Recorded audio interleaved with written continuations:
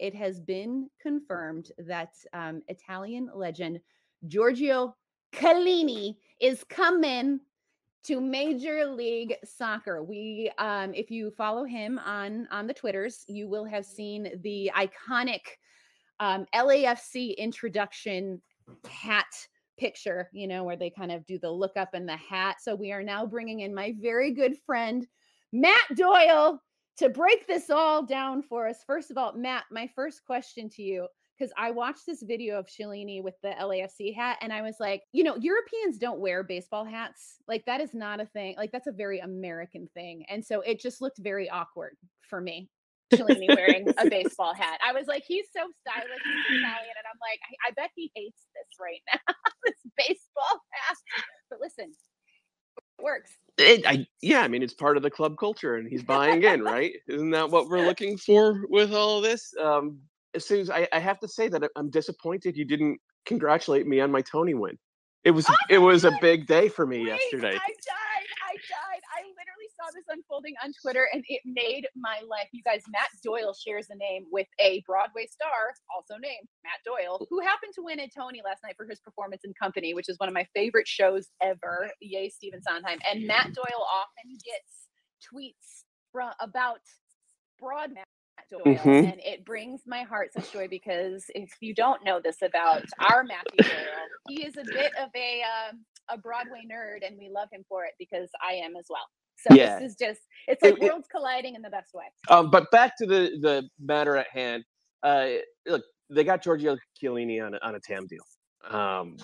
You know, every team in the league has this sort of fungible extra cash that TAM is, and how they use it.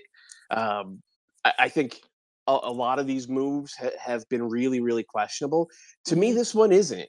Chiellini played almost 2,000 minutes for Juventus this year. He was still, you know, a part of the Italian national team right up until the finalissima last week, and this performance in that one kind of exemplified why he's not a part of the national team anymore. He had a struggle, but like he's still a really good player. He's not what he was 4 years ago. Certainly not what he was, 8 or 9 years ago.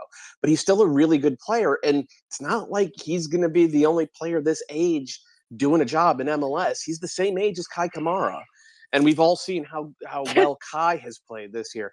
And on top of that, Suze, what's the big thing with LAFC? They can't get it done in the playoffs. This is not a regular season signing. You're not going to see Giorgio Chiellini making cross-country flights to play an Eastern Conference team on a random Wednesday night. Like, they're going to spare him that. He's probably not going to play a lot of games on turf unless it's like a big game up in Seattle. What this is for the playoffs, where LAFC have repeatedly not gotten it done, and where this type of situation, knockout round tournaments, is where Giorgio Chiellini has always been awesome, up to and including last summer in the Euros, which Italy won. Yeah. So I think I've seen people bagging on this move on Twitter. Oh, it's a retirement league move. He's not going to last in the summer of hot August. It's like, it doesn't matter what he does in August. Give him the month of August off. As long as he's good to go in October, November, and hopefully into December, then that is what they're making this move for. And I think that is like I'm not going to say the ideal use of targeted allocation money, but it's a good use of targeted allocation money from where I sit. It's fine, because my next question to you is going to be like, how does this move the needle for LAFC? But you just kind of answered that. So this is a guy who offers big game experience, and that is going to be what they need in. Because for me, it was like, I don't, do they need a center back? Like, why? This is interesting. It was kind of a puzzling. I didn't hate it. I wasn't mad at it, but it just kind of, it didn't make a huge amount of sense. But now that you've put it in that context, it certainly does. On the flip side, Doyle, for Chiellini, I mean, this is, I think his legacy in Italian football is already cemented. So why was this an appealing move for him? Why does this make sense for him right now? I mean, haven't you been to LA a dozen times this year already, Suze? Oh, yeah. I mean, there's a lifestyle. There is But a Italy's lifestyle. not so bad. No, Italy's not so bad, but it's not LA, especially for someone who's spent his entire career in Italy, right? He's never been a globetrotter. The I think that he could have gotten probably 5 times the amount of money to play in Doha or Riyadh or one of the Gulf states.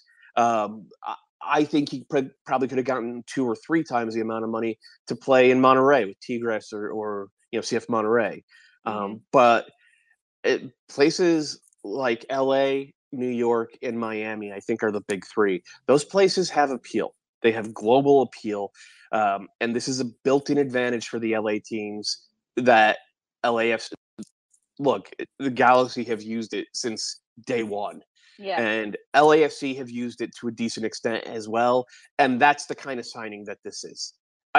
He's not going to sign in Columbus on TAM money, right? Like he's gonna sign in one of the biggest market clubs, and that's what LAFC are. And they're a team that very clearly going to compete for a title this year. And so I think it checks a lot of boxes that way. The other thing that I think probably appeals to LAFC, I'm going to flip it back around for a minute. Look, they are embracing the identity of being a selling club. They want to be for MLS what Benfica is to the Portuguese league, and they have in Mbaki Fall, they have a young center back who I think they're going to be able to sell for close to 8 figures. Wow. If you have him playing next to Chiellini for a year and Chiellini's stamp of approval, I think that helps sort of bump the price up a little bit. And so there's a lot of moving pieces here. I don't think any of them are going to be bad, honestly. I don't think any of them are going to be bad for LAFC until and unless they get to the playoffs and Chiellini's on the field and he has an absolute stinker, which is possible, but I don't think it's super likely. That's okay. So Matt Doyle likes this move. I think we're all excited to see Giorgio Chiellini in MLS. But for people that might not be familiar with him, maybe they don't watch a lot of Italian football or international soccer. You mentioned he's 37 years old. He's a center back, but he's still playing at a pretty high level. Can you tell people like what LAFC are getting in this guy? What type of game he plays? Yeah, I mean, he's a big dude, so he's aerially dominant, right? He's a big physical defender. So he's always won everything in the air. He's an Italian center back, man. Like Italy has consistently over the past 70 years produced the best center backs in the world. One thing that makes them outstanding above everything else is that they are organizers. He's going to make sure that back line, whether they're playing, their typical front foot high line of confrontation, or whether they're dropping into a low block, which is something that I think we'll see a lot of from them when it comes time for the playoffs. He's going to make sure that back line in midfield is like just completely organized in front of him. And he's a good passer as well. He's not like a genius, Franco Baresi type, but he's a good passer. And so he's going to check all those boxes. The obvious weakness here is speed. He's 37 years old. He was never the fastest guy to begin with. We saw it against Argentina, like Lautaro Martinez and Messi, of course, were able, and Di Maria, they were able to sort of target him and go at and past him.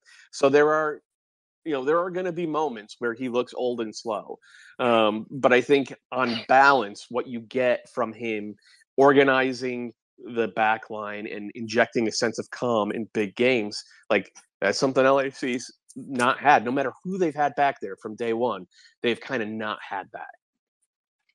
All right, so I think it's fair to say Matt Doyle here for Giorgio Chiellini joining LAFC. We are going to now bring in my very good friend. He's the broadcaster for NYCFC, Roberto Abramovich. The big news this morning, Ronnie Deila, NYCFC head coach, effective immediately. set to leave. He is going to join Belgian side Standard Liège.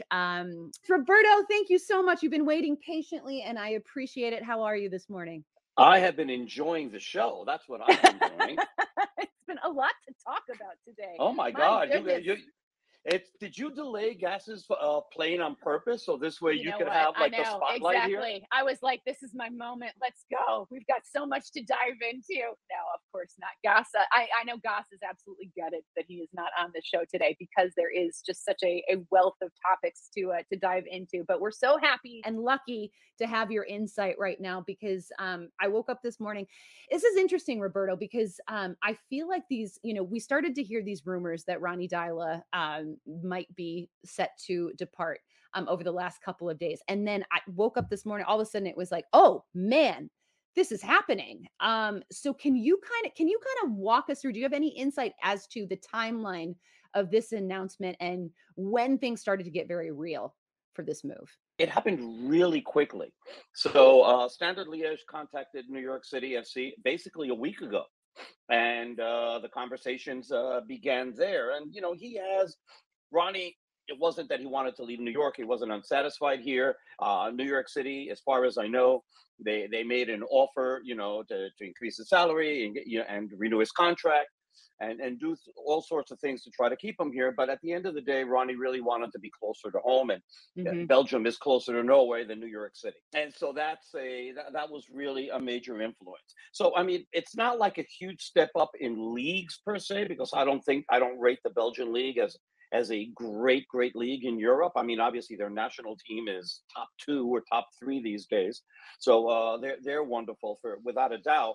But their league isn't all that great. And Standard Liège, which used to be like a powerhouse in that league, has fallen on really, really hard times. And so this season, they finished 14th in the league, 41 points behind Union. That was the team that wound up winning it. And so they were closer to last place than they were to first place. So things were not haven't been going very well for that team. And I was starting to look a little bit into sort of the history of their coaching carousel. And my goodness, it's a carousel on steroids. Okay, I'm looking at this and I'm double and triple checking all these dates. And they have had, let me get my notes here, 14 coaches since 2000. Dramatic pause. 15.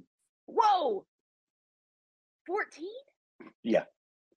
14 in 7 years. Yeah. 14 coaches in 7 years. That's they insane. repeated a couple of people here and there, but still, it's just a lot. So the last guy who was there, Luca Eilsner, he was hired on July 10th of 2021, and he lasted until June. His contract ends in June 30th, so he's toast. And so obviously he's been replaced by Ronnie. So I'm sure Ronnie did his homework and he knows what's there. And I presume that he's getting some sort of guarantee that they're going to spend money on players and things to try to make this, to try to lift that team back up to where, it used to belong, because this used to be a team with a great pedigree, but it hasn't won a championship since 2008, 2009. They've won 10 total. They were runner-up 13 times. The last time, that was in 2018, and they did win the Belgian Cup in 2018. But it's a team that's fallen on really hard times lately, and they want to become good again. So enter Ronny Deila. Enter Ronny Deila. And I understand that for head coaches, like, that's an appealing situation. You want to be the guy, right? You want to be the guy to turn things around. Ronny Deila was the guy who got NYCFC their first hardware, an MLS Cup. And so he's done it before. But to your point, this move, it feels more lateral than a step up. NYCFC are in first place right now. They had a pretty outstanding record under Ronny Deila. I know, like, the future of guys like Tati Castellanos was up in the air in terms of him leaving potentially this summer. But by all accounts, and we just heard Matt Doyle say it, this is a team that was playing some pretty incredible soccer, looked like the best team in the league at this point. So, them repeating as MLS Cup champions was certainly a conversation that we were having.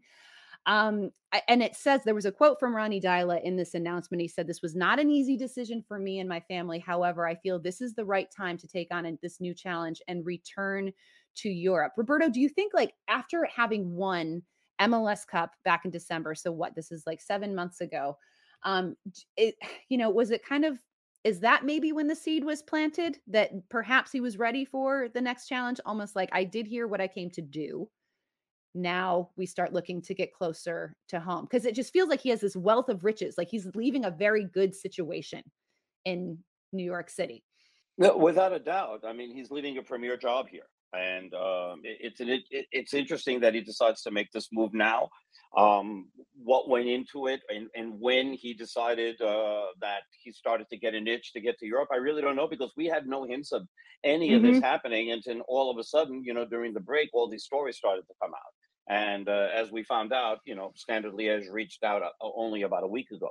So maybe it was just a thing where just a whole bunch of things just came together, and he felt that it was the right time. Because I spoke with Efrain Alvarez over the weekend, and when was it? Actually, I spoke to him on Thursday. He had just come back. Friday, I spoke to him Friday. He had just come back from Mexico. And when I asked him about this, when it was going on, he said he's serious. He had no idea that he was going to speak to Ronnie that night. So Efrain, if he wasn't, hiding anything from me, was, didn't find out until Friday what was going on. So this came together very, very quick. And Efrain is going with him. I mean, they're together. So it's an amazing relationship that these two have. I mean, they've really come to Ronnie really, really trusting him, and he's his right-hand man. So this whole thing came together very, very quickly. And New York City, I know they've told me that they try to keep him, but at the end of the day, they weren't going to hold him back if that's what he really wanted to do. And they're also very confident in Nick Cushing. So that's why they brought him in. They don't really feel that there's going to be a drop-off. They're not worried about anything. They still give him an interim tag versus giving him the permanent job, because they still want to interview other people for the permanent job. But he's going, when they do interview for the permanent job, he's going to be one of the people interviewed. So he gets to do a live audition, until they make up their mind what they want to do. Yeah, that was kind of my next question, because Nick Cushing, it will be the interim head coach. What can we kind of expect to see from this team as him as head coach? Is there going to be any differences tactically, or the same? That kind of, if it ain't broke, don't fix it type of mentality. What can we expect? I mean, I figure that there's going to be some tweaks that he'll make at some point. I mean, we'll see when that point comes. I mean, is it going to be this weekend against Colorado at Yankee Stadium on Sunday, or is it going to be further down the road?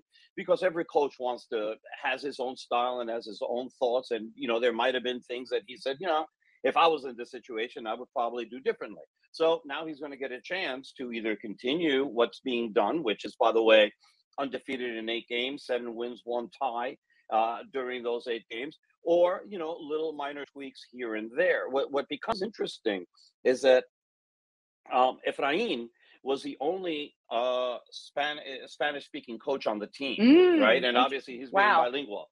And there's a lot of the players that aren't exactly fluent in English, so they're going to have to find somebody that is, they're going to have to find a coach that's going to be able to speak to these players as well, and and get the messages across. Of course, they have people there who speak Spanish, either on the staff, all over Orange. So they'll be able to communicate. But obviously, you want it in a coaching situation, I think would be best. So I wouldn't be surprised if New York City eventually brings somebody in to help out. All right. So when we talk about Ronnie Deila, the iconic image in my head, Roberto, and I'm sure you won't be shocked at this, is after them winning. I know where you're going. I know where you're going. I mean, listen, it was a moment. Never in my life have I seen a coach strip down to his skivvies and do push-ups. But here we are. I witnessed it with my very own eyes. It was such a moment. It was unbridled enthusiasm and joy from Ronnie Dyla in that moment, and it was such a special moment for the club, winning MLS Cup, their first trophy. Go I was ahead. just going to say, thankfully, it wasn't a full Monty. No. This is a family. This is a family league, and we're going to keep it that way. Here, yes. We're going to keep it that way. But this is kind of the iconic image that I have in my head when I think of Ronnie Dyla. And he was a character. He was always fun to talk to. Always entertained. But for you, for NYCFC fans, what do you think the legacy of Ronnie Dyla will be for this club? Because he was only there for 2.5 years, but they were very, very successful. I think 46, 29, and 15 record under Ronnie Dyla during that stretch. What will his legacy be for NYCFC supporters? Well, I remember before the championship and like the beginning of the season, there was the Ronnie out chant and all that. Yeah. So he was able to rally from that, and I think it talks very well of the team, and it talks very well of the league, that this isn't an impatient league like it is down south in Mexico, where you get 3 bad results and already they're already telling the communications department to put out the letter that he's been terminated. So the good thing is that there's a lot of patience here, and that patience pays off. And they believed in Ronnie Dyla. I don't think there was ever a moment during the times where the team struggled or wasn't doing as well as people thought that the team should, that he was in any danger. They were going to let him figure out a way to play out of the problems, especially that the team was having on the road. And they went, remember, 500 and some odd minutes without scoring a goal. Yes. Until Goody Tararenson scored in Atlanta in the 90th minute and tied that game 1-1, and that turned the season around. That was the key goal. That was that moment that the team just rallied around. And from then on, they didn't lose, and they wound up winning the championship. So I think in the legacy of this team, he will always be remembered as a guy who won the first championship for this team. And I think fans are very sad to see him go, and maybe a little bit apprehensive that things might change. I mean, if the team was losing a whole bunch of games, fine, but undefeated in 8. So it's a moment where, the team, the fans are going to be wondering what's going to happen. But, New York City has a lot of faith in Nick Cushing. And, all you have to do is see what John Herdman has done in Canada, where he goes from coaching the women's team to coaching the men's team and brings them up to a new level. So Nick Cushing comes from the Manchester City women's team, and where he was very, very successful. And now they gave him, the reason they brought him in is because they thought there was going to always be a chance that if Ronnie was very successful, that at some point he was going to leave. And so this gives an opportunity to Nick Cushing. So it gives him a chance. Now he gets a chance to prove himself. And we look forward to the new Nick Cushing era. Let's see how long it lasts. And hopefully for New York City fans, it's as successful as the Ronnie Dyla era.